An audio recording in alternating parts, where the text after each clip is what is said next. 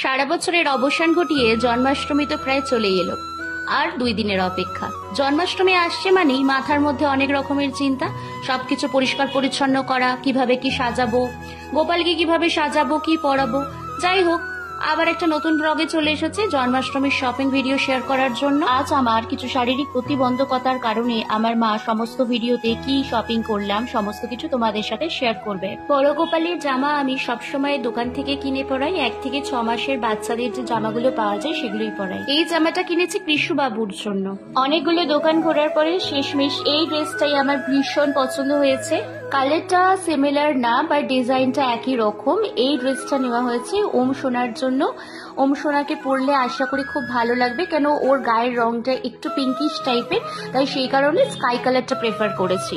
লাড্ডু সোনার জন্য এই হোয়াইট কালারের ড্রেসটা নিয়েছি। দেখা মাত্র আর দেরি করিনি, এত সুন্দর প্রিটি ড্রেস, সোনাকে পরলে ভীষণ ভালো লাগবে। একটি বোন প্রভুজির হাত থেকে এই ড্রেসটা যখন পাঠিয়েছিল, দেখা মাত্রই আমি এটা রেখে দিয়েছিলাম ননিকে পরাবো বলে জন্মাষ্টমী উপলক্ষে। ড্রেসটা ভীষণই সুন্দর ছিল। কালকে একটা দাদা জন্মাষ্টমী ডেকোরেশনের জন্য এই গিফটটা প্রভুজির হাত থেকে পাঠানো মাত্রই দেখে আমি ভীষণ খুশি হই। অসংখ্য ধন্যবাদ দাদা এত সুন্দর গিফটের জন্য। সোনাদের সমস্ত ড্রেস, মুকুট সবকিছুই ওদের মাসু মানে আমার বোন জন্মাষ্টমী উপলক্ষে ওদেরকে গিফট করেছে। জন্মাষ্টমী উপলক্ষে এই দুটো কার্টেন নেওয়া হয়েছে, যেটা এখনো হাতে এসে পৌঁছায়নি, তাই স্ক্রিনশট করে তোমাদের সাথে শেয়ার করলাম। সবসময় আমাকে কিছু না কিছু আমার মা গিফট করতেই থাকে, বাট জন্মাষ্টমী উপলক্ষে এগুলো আমাকে গিফট করেছে। আমার আর প্রভুজির খুব ক্লোজ একটা দাদা বলতে পারো, বা আত্মীয়র থেকে অনেক বেশি কিছুও ভাবতে পারো। তো সে আমাকে এই গোপী ড্রেসটা গিফট করেছে জন্মাষ্টমী উপলক্ষে। অসংখ্য ধন্যবাদ। ভগবানের উপস্থিতি আমি প্রত্যেক মুহূর্তে উপলব্ধি করতে পারি। উনি আমাকে কখনোই কোনো কিছুতে নিরাশ করেননি। জন্মাষ্টমীর 6 দিন আগে আমার বাঁ পায়ের গোড়ালিটা ভেঙে যায়।